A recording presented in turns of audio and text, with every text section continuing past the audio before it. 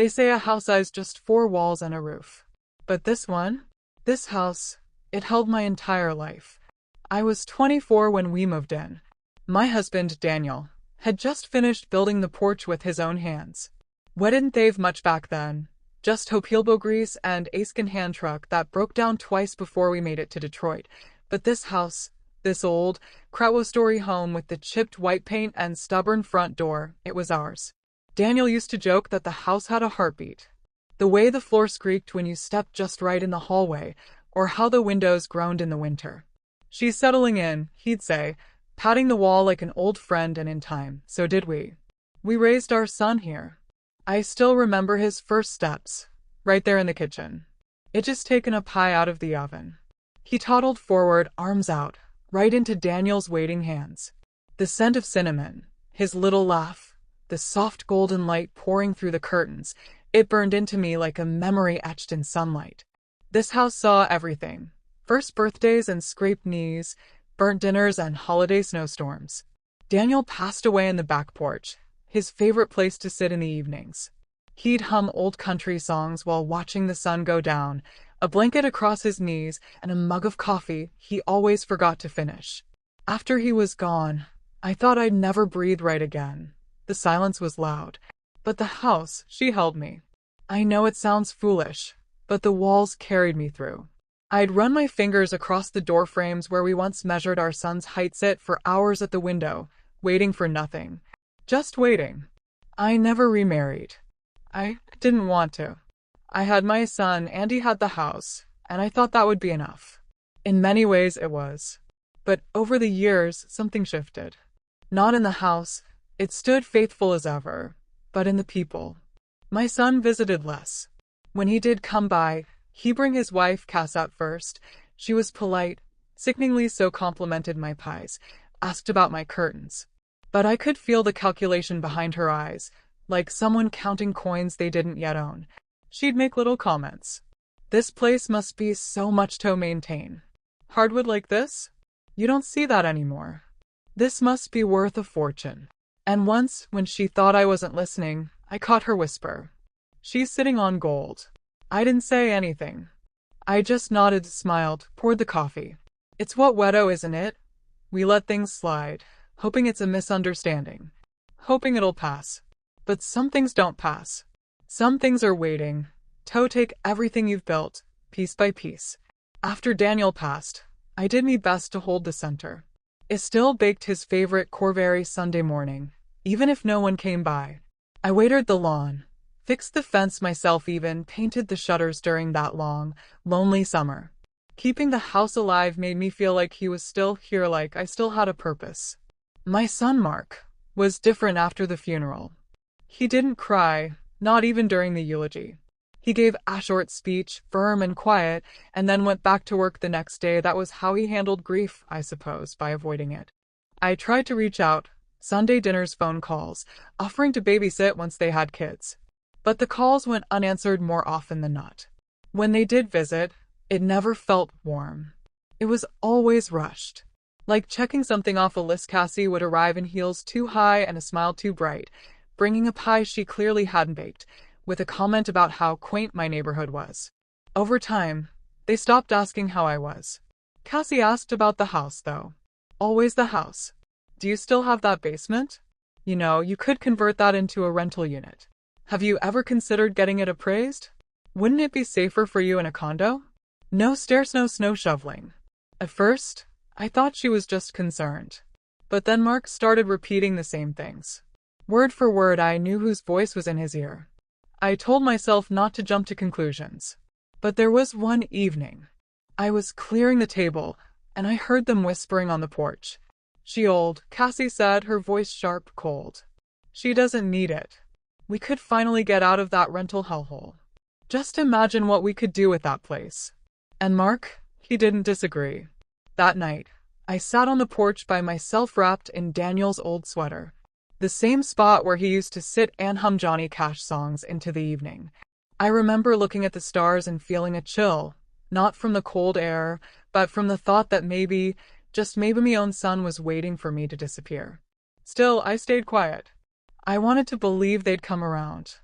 I wanted to believe that love, even when buried beneath distance and selfishness, would still win. But that's the thing about silence. Sometimes it doesn't bring peace. Sometimes it gives people room to sharpen their knives. Thanksgiving used to be Daniel's favorite holiday. He'd wake up early to prep the turkey, sing terribly off-key to the radio, and set the table with cloth napkins folded into little triangles even after he passed. I tried to keep the tradition alive. Not because I enjoyed the noise or the work, but because it felt like a way to hold the family together. To hold into something real. That year I cooked everything myself. The roast turkey cranberry relish, sweet potato casserole, green bean almondine. All the classics, even made Cassie favorite pumpkin cheesecake with peck topping, though she never once thanked me for it. They arrived late, as usual. Cassie in a fur-lined coat and too much perfume. Mark looked tired, distracted, glued to his phone. Their two kids ran through the house like it was a playground. I smiled anyway. I always did. We sat down to eat. I carved the turkey while Cassie scrolled through her phone. She didn't even notice I'd used the silverware set from her wedding shower. Mark barely touched his plate. The kids asked if they could eat in the living room and watch cartoons. I said no gently, and Cassie rolled her eyes like I'd committed a crime. Then it happened. I had stepped into the kitchen to bring out the dinner rolls when I overheard them. They didn't lower their voices. They didn't think I could hear. "She's dragging this out," Cassie said, her voice sharp with irritation. "She's sitting on a gold mine, and we're barely scraping by in that crummy apartment." Mark replied, "I know. But what do you want me to do? Just ask for the house outright." Cassie snapped, "Someone has to. She's going to die eventually. Might as well put the damn place to use." I stood there frozen, holding a basket of warm bread, my hands trembling. They didn't even bother to whisper. I walked back in, placed the bread down, and said nothing. I smiled, pretended not to hear. But my heart had already cracked in half. The rest of the evening blurred into silence. I nodded along to stories I wasn't listening to. I hugged the children goodbye and wished them well. When they left, I stood at the doorway long after the door closed, staring into the snow as it began to fall. That night, I sat in my bedroom with the lights off. I didn't cry. I couldn't. There's a numbness that settles into your bones when you realize love isn't enough to make someone see you as human. That Thanksgiving was the last time I let them into my home without suspicion. I didn't know it then, but it was also the moment something inside me began to harden. A slow, quiet shift, like a tree root cracking through concrete. The beginning of an ending I never wanted, and one they'd soon regret. It happened on a Tuesday. The snow hadn't started yet, but the skies were heavy. I had just finished sweeping the front porch when Mark's car pulled into the driveway. I hadn't expected them. No call, no text. Just the sound of tires and the tension that followed them up my steps. Cassie walked in first, boots clicking on the floor like she owned the place. Mark trailed behind, eyes on the ground. I offered them coffee. They declined. Cassie got to the point. "We've been thinking," she said, folding her arms. "This house, it's too much for you. You shouldn't be living here alone. The stairs, the maintenance, it's unsafe." I kept my voice steady. "I'm managing just fine." Cassie exchanged a look with Mark. That look again. The silent push. The rehearsed plan. "We could take care of it," Mark said. "Handle the bills, keep it in the family. All you'd have to do is sign over the deed." It hit me like a slap. No pretense, no sugarcoating. Just a demand dressed up like concern. I looked at my son, the boy I had nursed through fevers, cheered for at Little League, stayed up with during finals week, and I barely recognized him. "I'm not ready to give up my home," I said calmly. "It's not just a property. It's my life." Cassie rolled her eyes. "It's just a house. You're being sentimental." I stood up, needing to put space between us. "That sentiment," I said, "is called memory. You wouldn't understand." That's when Cassie snapped. She leaned forward, voice sharp, ugly. "Then just stay in your bed and rot. Honestly, when you die, we get the house anyway. So go ahead. Drag it out. But know this, we're done waiting politely." The words hung in the air like poison. Mark didn't speak. Didn't correct her. Didn't apologize. He just looked away. I sat back down slowly. My hands trembled, but I said nothing. I stared at the wall as if it would open and swallow me. Cassie stormed out. Mark followed. The door closed, and I stayed there, frozen, eyes full but dry. I had thought distance was the worst part. But silence, it turns out, is kinder than cruelty. That day, something inside me shut. Not from pain, but from clarity. They didn't come to visit me. They came to erase me. After they left, the house went quiet. Not peaceful, empty. I didn't move from the chair for what felt like hours. I just sat there, listening to the echo of Cassie's words repeating in my head like a cruel lullaby. When you die, we get the house anyway. No apology. No hesitation. Just entitlement. That night, I couldn't sleep. I lay in bed staring at the ceiling, thinking of every moment I'd sacrificed for Mark. Every night I skipped meals so he could have enough. Every winter I worked extra shifts at the diner so he could have a warm coat. Every college bill I paid, penny by penny. And now, the son I raised with love and bare hands stood by while his wife wished me dead, for wood, brick, and a patch of land. I turned over and cried softly, so the walls wouldn't hear. I didn't want the house to feel my sorrow. She'd carried enough. Over the next few days they didn't call. Not to check if I was okay. Not to pretend it didn't happen. Just silence. A silence more deafening than shouting. I thought about confronting them. About demanding an apology, asking for an explanation, begging for decency. But I didn't. Because I already knew the truth. This wasn't a moment of anger. This was who they had become. And maybe who they had always been. I started keeping a journal again. Scribbling memories. Writing letters I'd never sent. Trying to find meaning in a betrayal too sharp to name. One entry read, I carried him for 9 months. Fed him for years. And yet, I am disposable the moment my value becomes inconvenient. The next morning, I folded away the family photos. Not out of spite. Out of grief. The woman in those pictures believed love could hold anything together. But the woman in the mirror now. She was starting to realize that sometimes, love needs walls. And doors. And locks. I didn't answer their calls after that. Not that there were many. One short text from Mark, 3 days later. Let's not let this get out of hand. I left it unread. I wasn't angry. Not anymore. I was still. Like the air before a storm. Something inside me had shifted. Not broken, settled.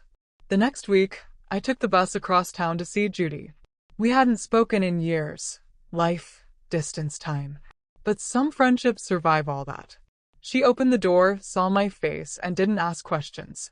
Just pulled me into a hug and said, you can stay here as long as you need. I didn't say yes right away. I wasn't ready. But something inside me knew I would take her up on it soon. Back at home, I started researching. Quietly. Carefully. I called a local legal clinic and asked about property transfers. I met with a lawyer, an old man with kind eyes, who explained what I could and couldn't do. And I asked questions, many of them. I learned what it would take to make sure my house never fell into the wrong hands. One evening, while sipping tea on the porch alone, I saw the couple from down the street walking by. A young family, immigrants with 2 little kids. The father worked nights. The mother worked weekends. They always waved. They always smiled. That night I thought, they would love this house. Not want it. Love it. I slept deeply for the first time in weeks. Not because the pain had passed, but because purpose had returned. I didn't need revenge. I needed peace. And I was going to take it on my own terms. I didn't tell anyone. No dramatic announcements. No farewells. No confrontations. Just silence, intentional and powerful. In the early morning, I packed only what mattered. A few clothes. Daniel's photo in its cracked frame. My wedding ring. The journal I'd been writing in. A small wooden box filled with letters I'd never mailed. I walked through each room one last time. Ran my fingers along the grooves in the banister where Marcus to slide down laughing. Stood in the kitchen, staring at stain in the ceiling Daniel never got around to fixing. Touched the living room wall where we used to tape up handmade birthday banners. Each memory greeted me like he a ghost, And then I let it go. The hardest was our bedroom. I sat on the edge of the bed, whispered a quiet goodbye to the man who'd built this life with him. It wasn't leaving him behind. It was carrying him forward just in a smaller, quieter way. Then I went to meet the family. The young couple stood outside, nervously clutched their kids' hands. They couldn't believe I was serious. I want this house to have laughter again, I told them. I want it to belong to people who'll treat it like more than just a transaction. The husband started crying. The wife kept repeating thank you in broken English. He handed them the keys, along with the sign transfer, finalized for $1. Just $1. Not because the house was worthless. Because giving it to the right people was worth everything. Promise me, Sage, you'll fill it with love. They nodded. The kids ran toward the porch. Joy. It turned around and didn't look back. No pictures. No souvenirs. Only resolve. I had lost Asen, but I had Savita home. And in that quiet goodbye, I found something I didn't expect: freedom. Judy's spare room had lilac curtains and a creaky twin bed. It wasn't much, but it was warm, and it was offered without condition. That mattered more than anything. The first morning, she made me toast and scrambled eggs. No questions, no hovering. Just a soft, "You rest today. The world can wait." I didn't know how much I needed that. Judy and I hadn't lived together since college. Back then, we were loud, messy, and fearless. Time had softened us both. She had crow's feet now and arthritis in her hands, but her laugh hadn't changed. She still laughed with her whole body. We fell into a rhythm quickly. Morning tea at the kitchen table. Afternoons reading on the porch. Evenings watching old black and white movies under a shared blanket. Some nights she'd knit. I'd journal. There was peace in the quiet. A kind of stillness I hadn't felt in years. No demands. No masks. No one measuring my worth against square footage or inheritance. For the first time in a long time, I wasn't someone's burden. I wasn't a transaction. It was just me, and that was enough. We started going out together. Small things: grocery runs. Walk in the park. One day we visited the library. Judy said, "You should volunteer here, you've got stories in your bones." So I did. A few hours a week, sorting books, reading to children. It made me feel useful again. I was healing, not because I had forgotten, but because I had chosen to live beyond the hurt. Sometimes at night, I'd still think about the house. I'd wonder if the kids were climbing the tree out back, if the mother had baked something new in the oven, if the father had fixed that squeaky step Daniel always meant to get to. I hoped so. They never called. Mark, Cassie, nothing. The silence confirmed what I already knew. I hadn't lost anything. I had escaped it. And in that modest little house with lilac curtains, I began building something new. Not with bricks and mortar, but with grace. The silence didn't last long. It started 3 days after the sale. Mark called, then again, then again. 12 missed calls in one afternoon. Then came the text. "Mom, what did you do? Why is there another family in the house?" I didn't reply. By the end of the week, the tone changed. He wasn't asking anymore. He was accusing. "You had no right to give that house away. You knew we were counting on it." Kasiai's furious Wekalinga lawyer. But there was no case to build. The deed was transferred legal. Final, ironclad. Had made sure Oftat eventually showed up.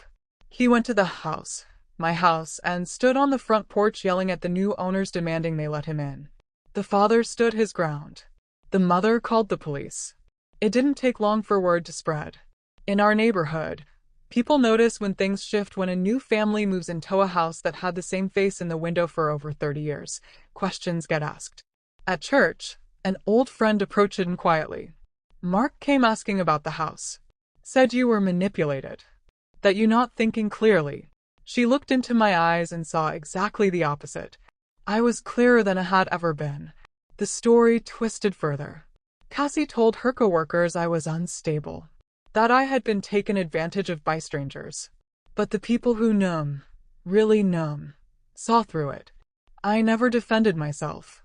I didn't need to. The truth did need my voice. It echoed loud enough through their desperation. Mark tried to contact other family members, told them I'd betrayed him. Some called to ask what had happened. I gave the same answer to each one. I gave my home to a family who saw it as a place to live, not a prize to claim. Some understood. Others didn't, but I wasn't trying to convince anyone anymore. As for Mark and Cass, they moved again. Back into a rental on the far side of town, smaller than Theon before. No yard, no porch, no moys. Just walls. And their irony. Now they were Theon's, living under Summonil's roof. They stopped calling. Eventually, even the anger grew quiet. No more threats. No more guilt. Just silence. But this time it was mine. Not a silence forced on me. A silence I chose. And I filled it with peace. At first, I thought they'd go quiet out of pride. But they didn't. They spiraled. Cassie couldn't let go of the narrative that they had been wronged. She ranted online, cryptic posts about betrayal, about entitled elders who don't care about their children's futures. Mark liked the posts but never wrote his own. He's always been more silent in his resentments. But the thing about spinning stories is, eventually, people start asking questions. And when the stories don't match the character they know, doubt creeps in. Cassie's sister, who'd once praised her ambition, messaged me privately. "Did they really say that to you? About waiting for you to die?" I didn't answer.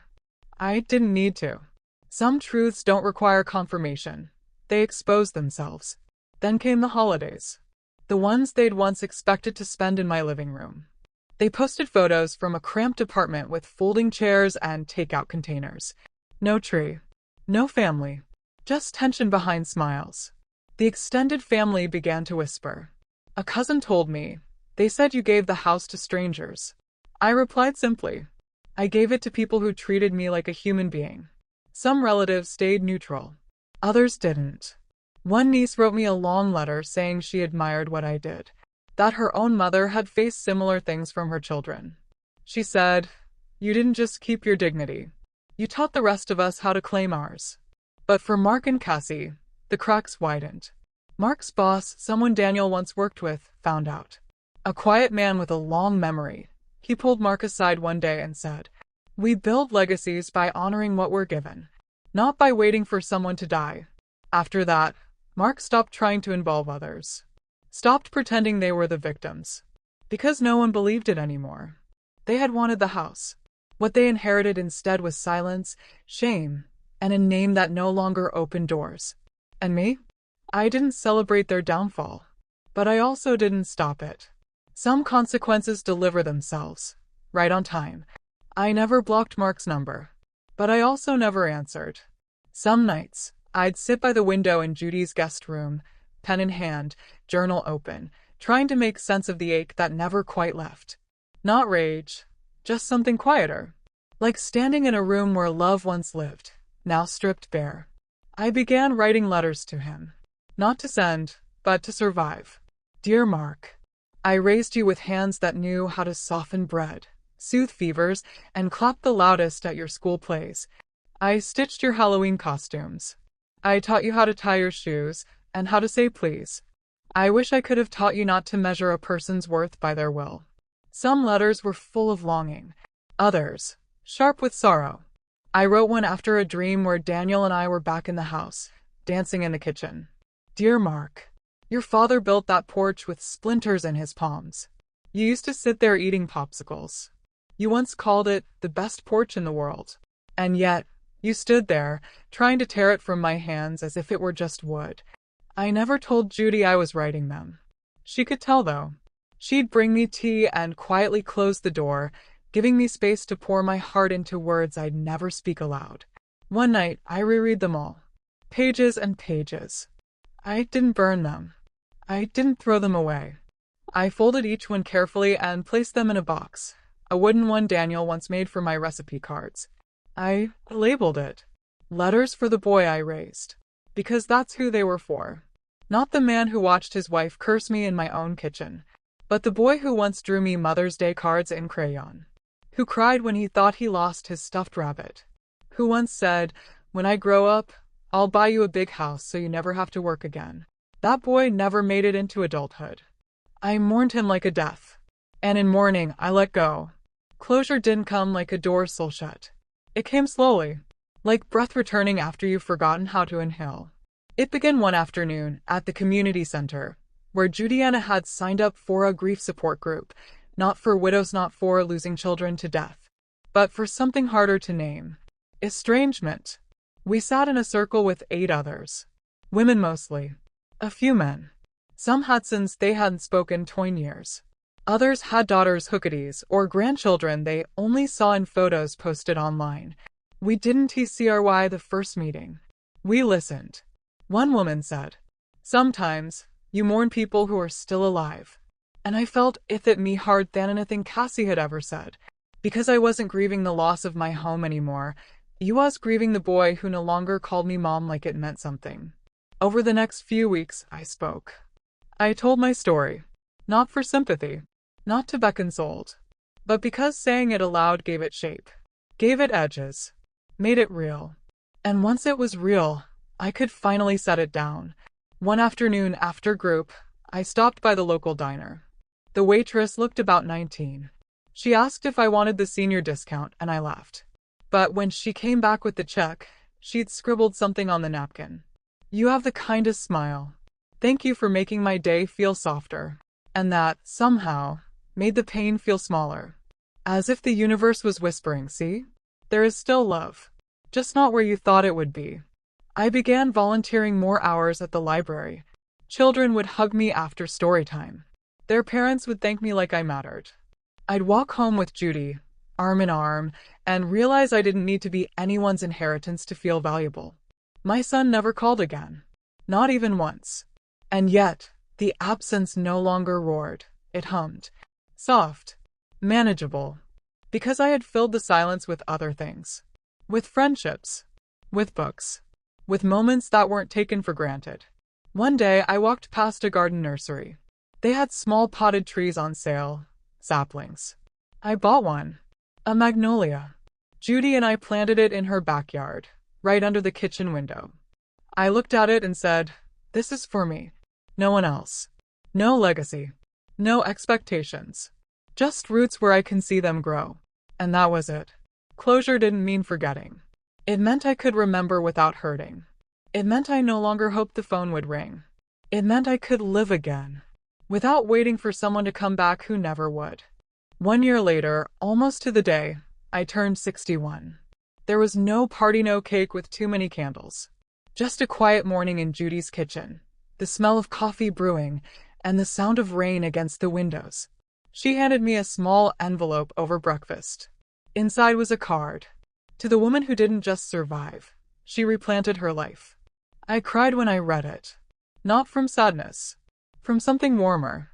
Like healing that had finally taken root. Later that afternoon, we walked to the house. My house. The one I had given away for $1. It looked different now, brighter. The fence had been repainted, the yard full of toys.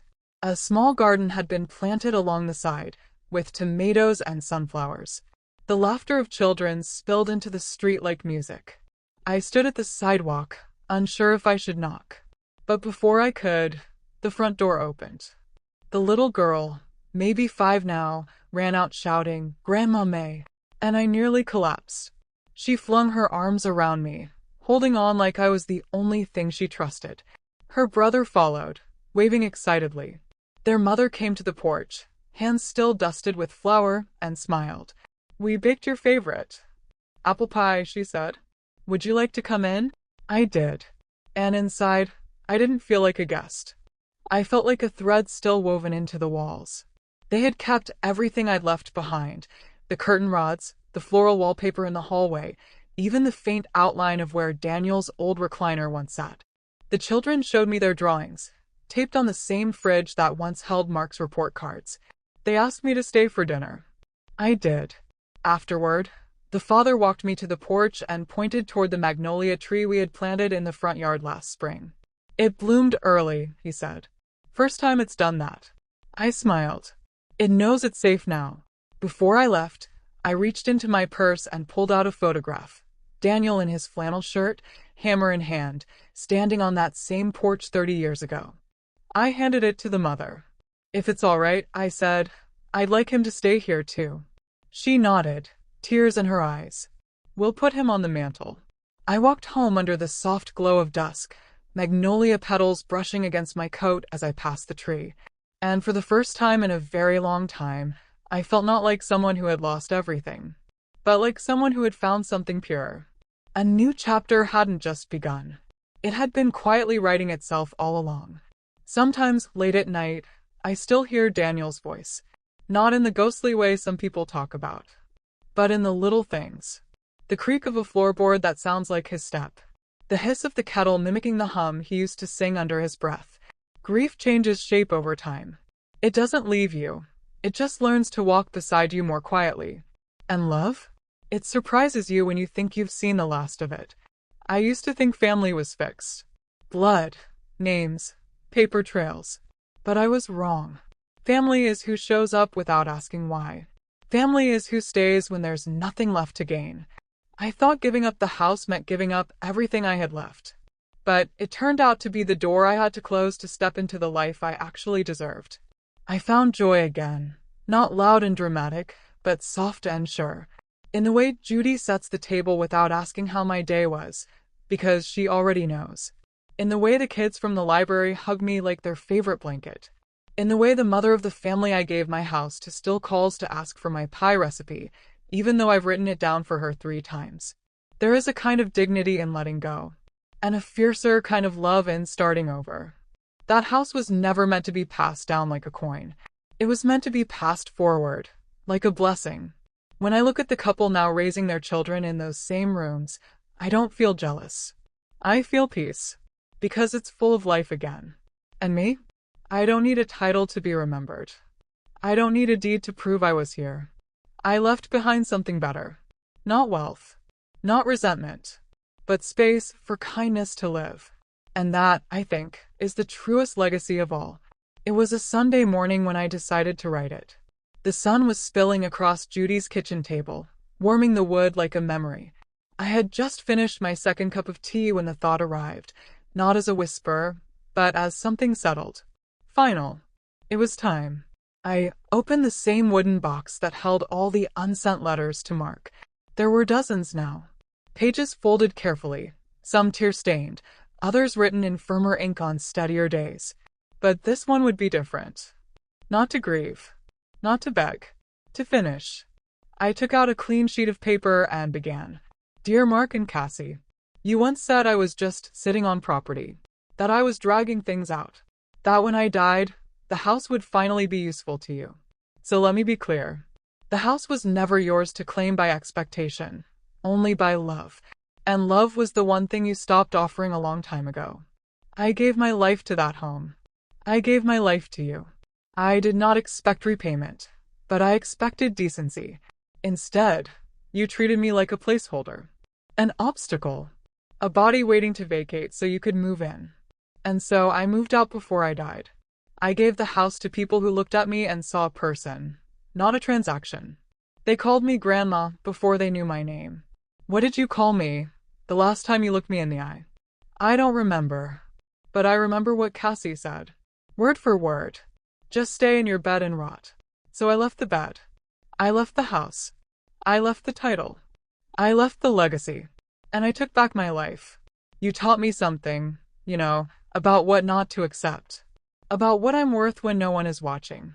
About the kind of peace that blooms when you stop begging people to see your value. If I'm not good enough to eat with you, then you're not good enough to inherit me. This will be the last letter you'll never read.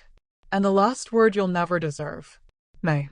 I folded the letter and placed it in the photo album I kept tucked in the bottom drawer of Judy's hallway cabinet. The album was simple. Black cover, gold edges, no title. Inside were memories. Daniel smiling under a summer sky, Mark holding up a spelling bee trophy, me laughing in the kitchen, flour on my cheek. But tucked at the very back, behind all the photos, I slipped the letter in. One day, maybe someone will find it. Maybe not. It doesn't matter. Because some letters aren't meant to be delivered. They're meant to be written, so you can finally stop carrying them. That evening, I sat on the porch. Judy joined me with 2 mugs of cocoa. We didn't speak. We just watched the magnolia tree sway in the breeze, its petals catching the last light of the day. And in that silence, I felt free.